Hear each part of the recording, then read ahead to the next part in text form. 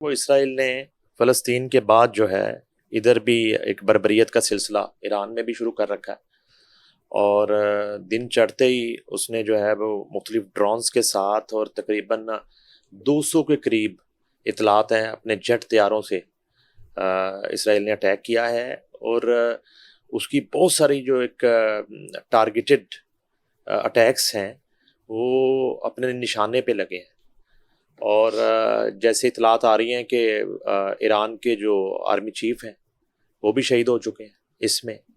اس کے بعد انہوں نے جو جوہری تنصیبات ہیں ان کو نشانہ بنایا ہے، تو کس قسم کی ایک ان کی ریکی ہے کہ انہوں نے جو ان کے ٹارگٹس تھے، اور بہت سے اس میں جوہری جو سائنسدان ہیں وہ شہید ہوئے ہیں، ان کو بھی نشانہ بنایا گیا اس کا پراپر پری پلاننگ، چونکہ ایک ایسی بلڈنگ کو نشانہ بنایا گیا جہاں پہ ان کا تمام تر ایک جوہری لیبارٹری ہے ان کی، اور وہاں پر جو سارا ایک ایٹمی مواد ہے، اور وہاں پہ جو ایک تجربات ہو رہے ہوتے ہیں اور اس پہ ورکنگ ہو رہی ہوتی ہے، تو ایک ایسی بلڈنگ کو بھی نشانہ بنایا گیا ہے۔ اس میں بہت سے سائنسدان جو ہیں وہ موجود تھے، اس وقت اپنی ڈیوٹی سر انجام دے رہے تھے، وہ شہید ہوئے ہیں۔ ان میں بہت بڑے نام بھی ہیں ایران کے۔ اس کے بعد جیسے میں نے آپ کو بتایا باقی جو ان کے چیف آف آرمی ہیں وہ شہید ہوئے ہیں، اس کے علاوہ کچھ کمانڈرز ان کی اطلاعات ہیں۔ بہت زیادہ نقصان ہوا، جانی بھی اور مالی بھی۔ ہاں، شہری آبادیوں پہ اٹیک کر دیا نا۔ تو اب اس طرح کی صورتحال ہے۔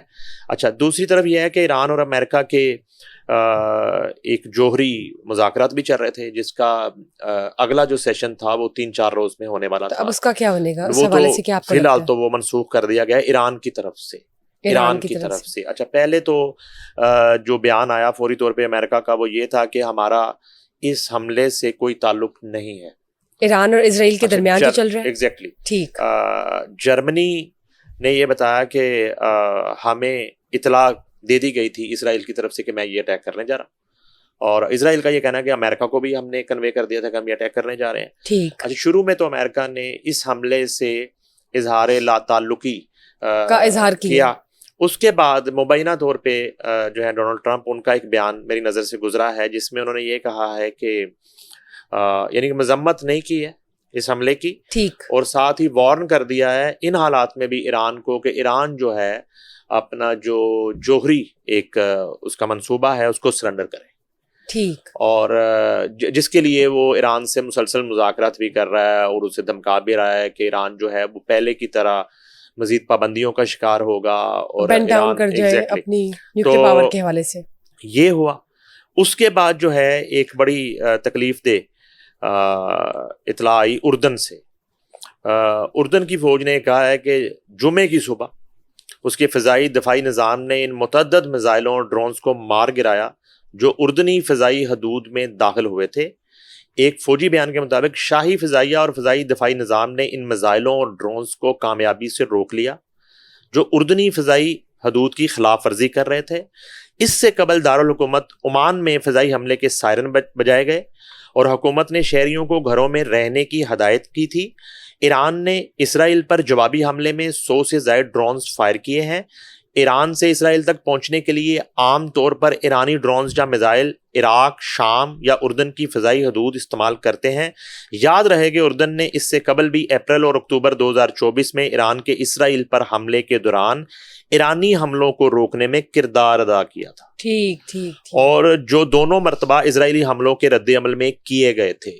یعنی کہ دوسری طرف اگر آپ یہ کہیں کہ اردن نے ایران پر اٹیک کرنے کے لیے اسرائیل کے لیے اپنی فضائی حدود جو ہیں وہ اوپن کر دی، اور اردن نے جو ہے وہ اسرائیل کا ساتھ دیا اس حملے میں، اس حملے میں۔ اور اب یہ ہے کہ امتحان ہے جو ہے وہ اسلامی ورلڈ کا کہ وہ اس کا کیا رول ہے۔ پاکستان نے البتہ سب سے پہلے اگر کسی ملک نے اس حملے کی مذمت کی ہے تو وہ پاکستان ہے، اور سب سے پہلے جو ہے وہ سینٹ میں ایک مذمتی قرارداد پیش کی گئی سینیٹر اور وفاقی وزیر اسحاق ڈار کی طرف سے، اور آصف علی زرداری جو ہے صدر پاکستان، ان کی طرف سے بڑی پرزور مذمت ہوئی ہے، اور اس کو جو ہے وہ ایک کھلی بربریت اور جارحیت اور جو ہے وہ شہری آبادیوں کو نشانہ بنانا اور جنگی جو ایک قوانین ہیں ان کی خلاف ورزی، اور انہوں نے UN کو، آصف علی زرداری نے جو ہے وہ مخاطب کرتے ہوئے کہا کہ UN اقوام متحدہ جو ہے اس کا نوٹس لے اور فوری طور پر اس جنگ کو جو ہے وہ بڑی جنگ کی طرف جانے سے پہلے روکنے کی کوشش کی جائے. اور اس کے بعد وزیر اعظم پاکستان نے میاں شہباز شریف نے اس حملے کی بھرپور مذمت کی ہے، اور بالکل ایران کے شانہ بشانہ جو ہے انہوں نے کھڑے ہونے کا بھی عندیہ دیا ہے، اور اس کے ساتھ ہی ساتھ انسانی جانوں کا جو ضیاع ہوا ہے اس پر انہوں نے دکھ کا اظہار کیا ہے، اور اس مشکل وقت میں، مشکل گھڑی میں انہوں نے جو ہے وہ سولیڈیرٹی کی ہے ایران کے ساتھ. زبردست، بالکل ٹھیک بات. موونگ آن سر، جب بات کرتے ہیں فضا علی کی، فضا علی ایز اے گیسٹ ہی آئی تھی کامران شاہد کے شو میں، لیکن جو باتیں ہوئی، جو گفتگو ہوئی، جو کہ انریزنیبل کانورسیشن تھی، جو بدتمیزی تھی، اس حوالے سے کیا مزید ڈیولپمنٹ ہے، کیا مزید اپڈیٹس ہے، ذرا بتائیے. اچھا، ایک تو یہ مسئلہ ہے کہ پھر فضا علی کی بات کرنی پڑتی ہے ہمیں بار بار، تو فضا علی کو آپ چھوڑیں، ہم یہ بات کرتے ہیں کہ کامران شاہد شو میں جی جو ہے وہ سہیل بڑائچ کے ساتھ جی ہوا. جی سینئر صحافی. اچھا، اس میں یہ ہوا کہ ہمارا کامران شاہد صاحب سے رابطہ ہوا انڈائریکٹ. تو کامران شاہد صاحب نے یہ بتایا ہمیں کہ انہوں نے کہا کہ یہ جب شو ہو گیا تو شو کے دوران جو کچھ ہوا، کرنے والے پہ کوئی بات یا کوئی آپ کہہ لیں کہ مزاح، اور جن کے متعلق کیا جا رہا تھا کسی کو کوئی اعتراض نہیں تھا. ٹھیک ہے. اچھا، اسی طرح ہنستے کھیلتے، کوئی بلو دی بیلٹ بات ہوتے ہوئے، کوئی جو ہے وہ مذاق کرتے ہوئے شو ختم ہو گیا. کیجول ٹاکس چل رہی تھی، ختم ہو گیا.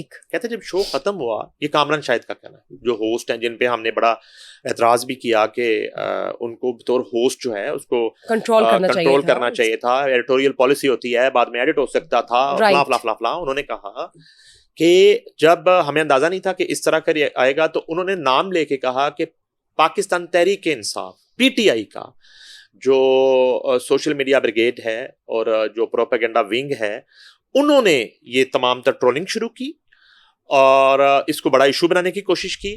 تو جب اگلے ہی دن صبح شو آن ایئر ہونے کے بعد اگلے ہی دن صبح ہم نے یہ دیکھا کہ اس طرح کے حالات ہیں، تو کہتے کہ میں نے سہیل بڑائی صاحب کو فون کر دیا فوراً. اچھا، انہوں نے فون کیا بطور ہوسٹ بطور میزبان، انہوں نے سہیل بڑائی صاحب کو فون کر دیا. فون کر کے انہوں نے کہا کہ سہیل صاحب، اس طرح کی صورتحال ہے، تو آپ کیا حکم ہے کہ یہ تو اس طرح کا گند ہو رہا ہے، تو اگر آپ کہتے ہیں تو ہم فوری طور پہ اس شو کو ہٹا دیتے ہیں دنیا ٹی وی کے ڈیجیٹل میڈیا سے اور اس کے پیجز سے، اور اس کو ہم ریموو کر دیتے ہیں اگر آپ کہتے ہیں. ٹھیک. بقول کامران شاہد کے سہیل بڑائی صاحب نے کہا کہ اس میں تو کوئی ایسی بات ہی نہیں ہے، مجھے کوئی اعتراض نہیں ہے، بالکل آپ نے نہیں ہٹانا. اچھا، یہ بھی الفاظ ہیں ان کے کہ انہوں نے سہیل بڑائی صاحب نے کہا کہ بالکل آپ نے اس طرح کے جو ہے نا گھٹیا پروپیگنڈے کی وجہ سے اور اس طرح کی ٹرولنگ کی وجہ سے اور اس طرح کی بکواسیات کی وجہ سے آپ نے شو نہیں ہٹانا، آپ اس کو چلنے دیں. انہوں نے کہا مجھے کوئی اعتراض نہیں، میرے لیے یہ ایک نارمل بات ہے،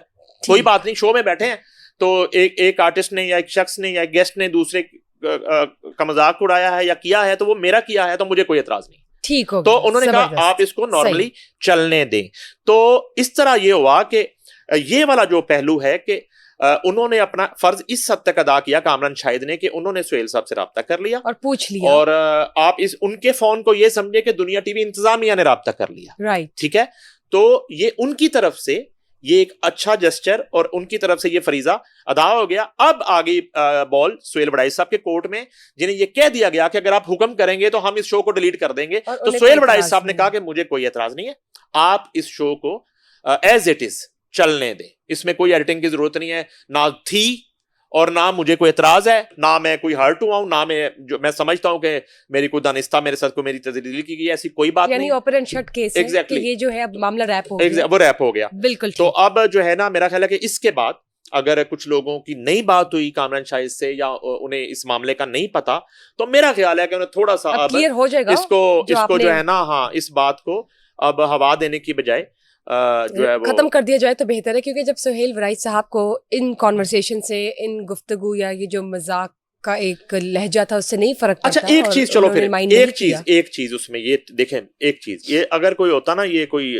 سہیل دانے والا یا کوئی سہیل منشی یا کوئی سہیل جو ہے نا وہ شاہ اس طرح کا کوئی سہیل ہوتا نا, تو کہنے کا مقصد ہے کہ عام لوگوں کو شاید اس پہ اعتراض نہ ہوتا.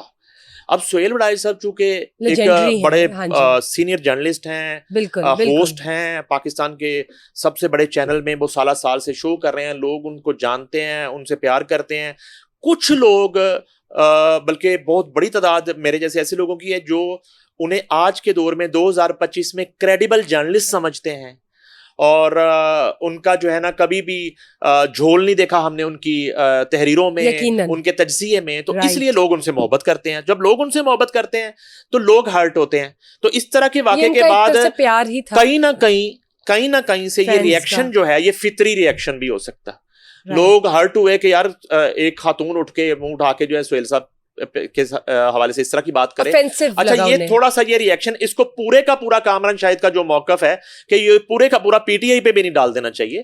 یہ ایک فطری ریئیکشن بھی ہے جو ان کے فینس نے اور ان کے جو ہے نا چاہنے والوں نے, ان کے پیار کرنے والوں نے, ان کے ارد گرد ان کے دوستوں نے جو ہے نا وہ ہرٹ ہوئے اور وہ اپنے جذبات پہ قابو نہیں رکھ سکے, اور انہوں نے مختلف پلیٹ فارم پہ, چاہے وہ سوشل میڈیا ہے یا وہ ٹی وی میڈیا یا وہ ایک پبلک ایک جو گیدرنگز ہوتی ہیں اس میں انہوں نے اس کو کنڈیمٹ کرنا شروع کر دیا اور اس رویے کی مذمت کی اور انہوں نے برا بلا کہنا شروع کر دیا. انہوں نے اپنی لینس سے دیکھا کہ ان کو انریزنیبل لگا. لیکن سہیل وڈائی صاحب نے, اور یہ جو آپ نے کامران شاہد کی کانورسیشن بتائی ہے آف دا ریکارڈ کہ اب انہیں کوئی اعتراض نہیں ہے, اور وہ ایک لائٹ ہارٹڈ شو تھا, ایک انٹرٹینمنٹ شو تھا, عید شو تھا, تو اس میں جو کانورسیشن تھی وہ مذاق کا ہی ایک حصہ تھی یا وٹس ایور.